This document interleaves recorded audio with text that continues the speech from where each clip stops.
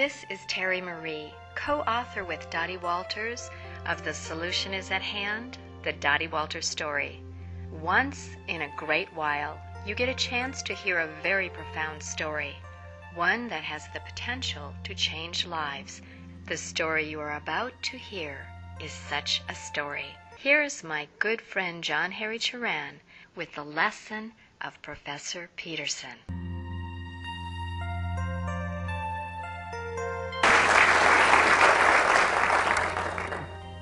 It's a pleasure to see all of you here today. And if you thought you were going to find here a tall, dark, and handsome man, let me assure you that he is dark.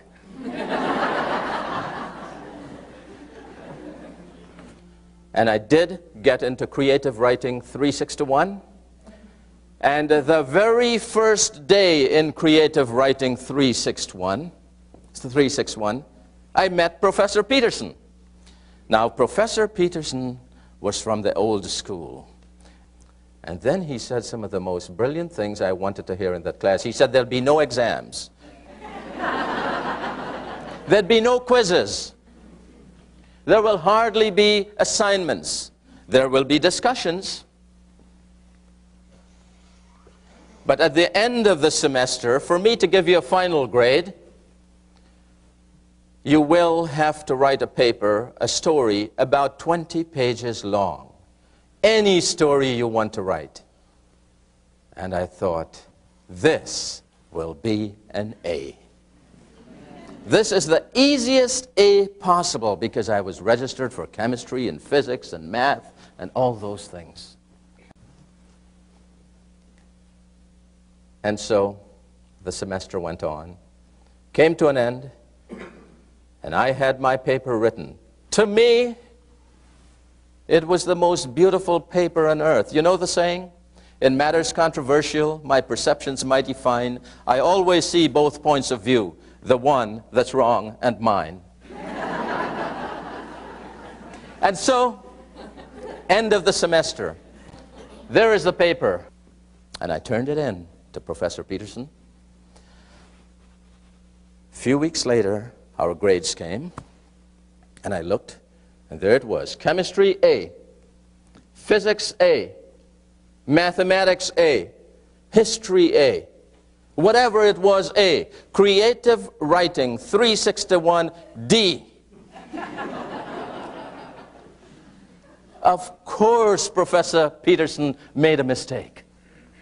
It was late at night, and he was grading these papers, and he must have gotten my paper mixed up with somebody who got a D. And the grades were transposed. And so I must see Professor Petersen and have him correct the error. So I went to Professor Petersen with my grades in hand, knocked on his door, and the gruff voice said, "Come in."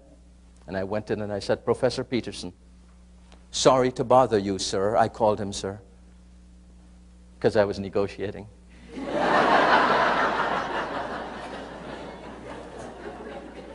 I said, "Professor Petersen, I have a feeling that you made a mistake. You see, sir, I am an A student. And all my grades are A except creative writing 361. And Professor Petersen looked at me and he said, "What's your name?" I said, "Harry Turan, sir." "Oh, yes," he said. "Oh, yes. What is your major?" I said, "Chemistry, sir." He says, "You stick to chemistry. Don't you ever write. Your writing stinks. This is the worst paper I have ever seen." He says, "Don't you ever try to write." He says, "And as a matter of fact, I should have given you an F, but I felt sorry for you and gave you a D."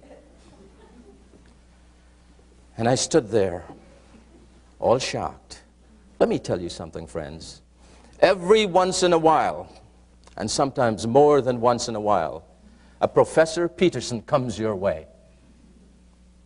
and you are faced with a choice, either believing Professor Petersen and going down into the dust, or rising up from the ground and going into trailing clouds of glory. And so that day, as I stood there and I reflected on what was said to me, I decided to go on. Remember Paul Harvey? Here's the rest of the story. It was years later. I had lost everything. We had moved to Atlanta. My wife was diagnosed with cancer, and she had died. And this one day, I love bookstores. I go there a lot. So, I was in this bookstore, and there were lots of people around the table. And I wondered, must be some marvelous, great book out there. And I rushed up to the table and joined them to see what it was they were looking at and buying. And there was this little book with a yellow cover. It looked like this. It had a boat in it, and the name of the book was When You Can Walk on Water, Take the Boat. And there were reviews of this book throughout the country. Great things they were saying about it. It had won an award.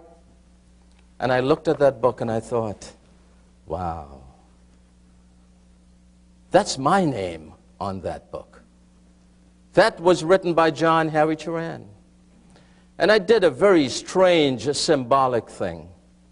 I picked up one of those books. I went to the cashier. I paid full price for it, folks. I get these things at discounts from my publisher. I paid full price for it. Didn't stop to take the change. Rushed into my car, drove the 10 minutes home, jumped out of the car, ran upstairs and onto the back porch, and it was evening time. And I looked at the clouds, and I looked at the trees, and I looked at the few stars that were beginning to shine out. And I lifted this book, and I said, Professor Petersen, Professor Petersen, you ought to see this. You ought to see this. Professor Petersen, I almost believed you. Thank God I didn't believe you. And so, my friends, when you find the Professor Petersens in your life, and they come in different shapes and forms and colors and sexes and heights and religions, and some of them may even appear to love you, when you find those Professor Petersens and they tell you that you can't do something, don't believe them. Because if you do, you have condemned yourself to a life of servitude to circumstances and to what others say. How dare they say anything about you when even you don't know that much about you?